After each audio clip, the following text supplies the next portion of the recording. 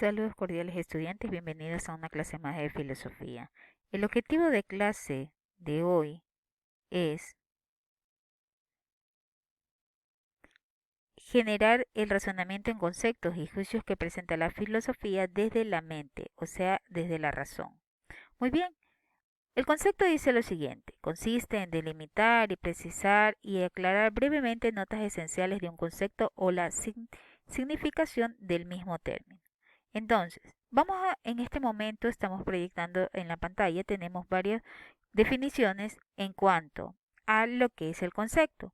Y nos dice que la definición esencial es decir lo más importante que exprese la esencia de un concepto. Y tenemos como ejemplo: el ser humano es un animal racional, directamente va a lo esencial. Entonces, si nosotros nos damos cuenta, nos está indicando algo que por concepto nos da a entender lo que sería en una definición esencial, que es el ser humano es un animal racional. Nos dice que como definiciones accidentales se dan las características del objeto. Ejemplo, vamos a mencionar una característica que en este caso el tema en general de todo este concepto va a ser el ser humano, el tema que se va a tomar como ejemplo para cada una de las definiciones. Y nos dice que el ser humano es un ser bípero. Si hablamos de las definiciones teológicas, se especifica cuál es la finalidad o el propósito del concepto. Ejemplo, el ser humano existe para ser feliz. Si hablamos de una definición causal, se especifica qué es el origen y la causa del concepto. El ser humano es producto de la selección natural y de la evolución. Si podemos observar, los cuatro conceptos definen cada uno de ellos desde su punto de vista, desde lo esencial, lo accidental, la teología y lo causal. ¿Qué es el ser humano? En este caso, estamos hablando del hombre.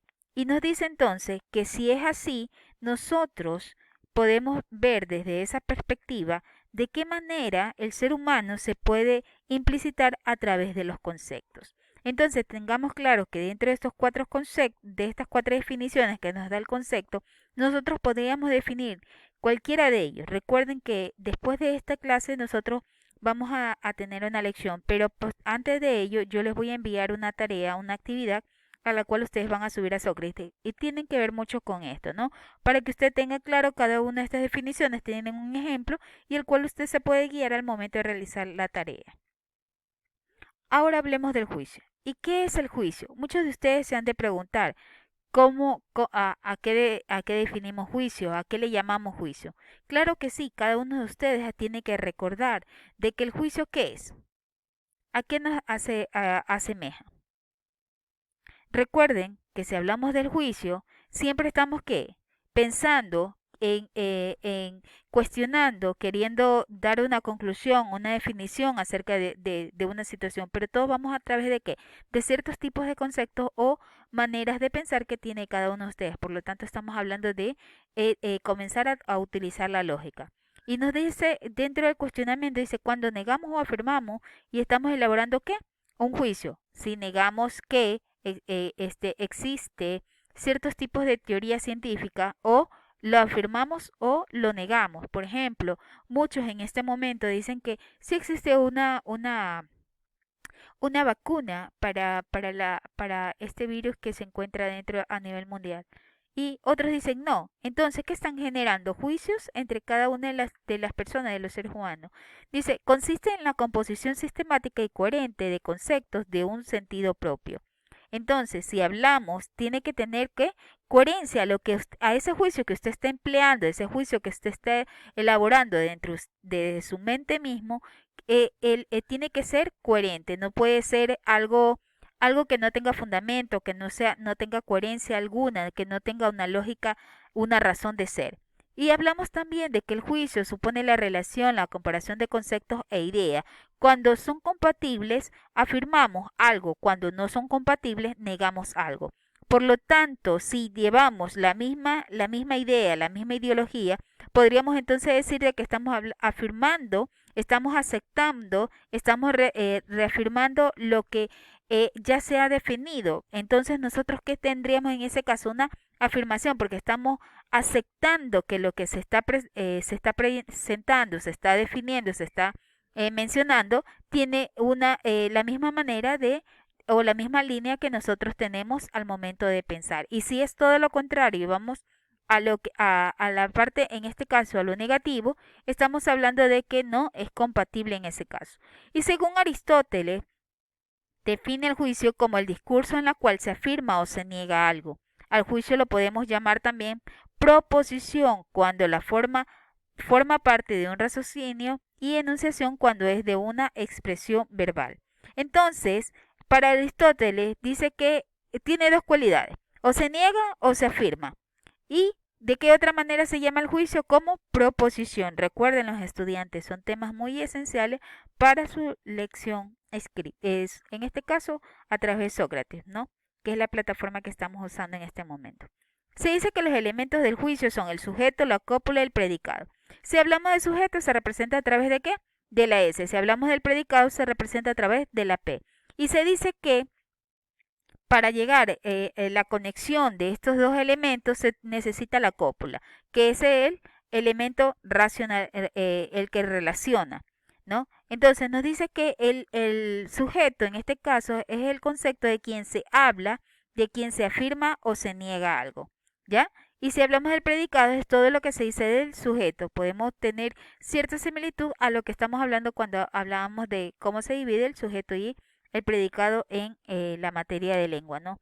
Ahora acá, en cuanto a filosofía, lo atrae nuevamente entre el sujeto y el predicado, pero tiene ese enlace. ¿Cuál es ese enlace? Ese se llama cópula, que es el que relaciona al sujeto con el predicado. Y se dice que ese es P, es un juicio afirmativo. Ejemplo, la filosofía es apasionante, pero si hablamos, ese no es P, es un juicio negativo, por lo tanto, la dignidad no es negociable.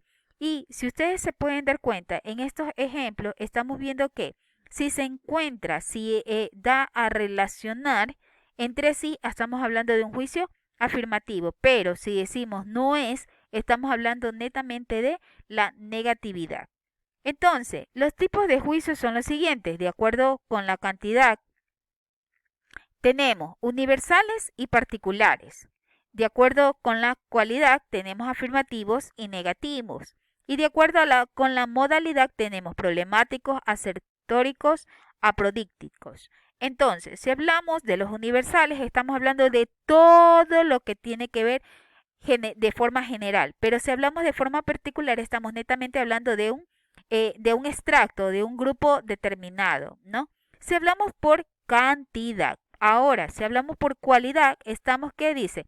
Tenemos los afirmativos y los negativos, y entonces establecen la compatibilidad entre el sujeto y el predicado. Recuerden lo que veíamos hace breve en cuanto a la fórmula. Y si hablamos, dice, de los negativos, establecen una incompatibilidad entre el sujeto y el predicado. Recuerden también cuando hablábamos de S no es igual que P. Entonces, encontramos aquí lo que es el negativo. Entonces, si hablamos del calor no es frío, estamos hablando de lo negativo, ¿no? Entonces, en estos casos tenemos por cualidad, de acuerdo a la cualidad, de acuerdo a la cantidad. Ahora hablamos de acuerdo a la modalidad. Y tenemos problemáticos, asertorios, apodícticos. Y en este caso nosotros podemos... Muy bien, si tenemos de acuerdo a la modalidad, que entonces hablamos de los problemáticos, dicen que expresan posibilidad e indican algo que puede ocurrir o conocerse. Hablamos de en este caso utilizaríamos las palabras tal vez, ¿no? Y si hablamos de los asertorios, dice que en este caso el sujeto suele ser, dice, la opinión o el sentir de cada ser humano. Por ejemplo, no a todos les gusta la música clásica y entonces algunos creen o determinan que la música clásica es aburrida. Ahora, si hablamos de los productos, expresa una certeza, una necesidad de conocer algo. Si en este caso hablaríamos de un cierto determinado, de un tema que se está dando a conocer, pero este ya se encuentra en sí. Y lo que están haciendo ustedes es tener una necesidad de conocer, en este caso, de ese determinado tema que se está hablando. Entonces, esto es de acuerdo a con la modalidad. Muy bien. Ahora tenemos de acuerdo con la relación, tenemos los categóricos, hipotéticos, disyuntivos. Si hablamos por los categóricos, enuncian una verdad y una afirmación absoluta. Ejemplo, todo lo que sube tiene que bajar. ¿Por qué? Estamos anunciando una verdad y en este caso estamos afirmando de algo que sí va a pasar, ¿no? En este caso, si hablamos del ejemplo, siempre hemos escuchado esta frase, ¿no? Todo lo que sube tiene que bajar y tiene que ver con la gravedad. Recuerden parte de lo de que hablamos en física. Los hipotéticos son aquellos que se dejan en deducción, no ni afirma ni acepta, ni niega algo, ¿no? Entonces, en este caso dice, inclusive la relación entre causa y efecto. Ahora, si hablamos de los disyuntivos, expresan un doble o múltiple posibilidad y en esto tenemos el ejemplo de pueden ser justos e injustos, lo que son los de el gobierno. Entonces, en este caso, hablamos que los categóricos anuncian una verdad y hacen una afirmación. Los hipotéticos expresan una condición que puede ser una relación entre causa y efecto, ¿no? Deja a una hipótesis.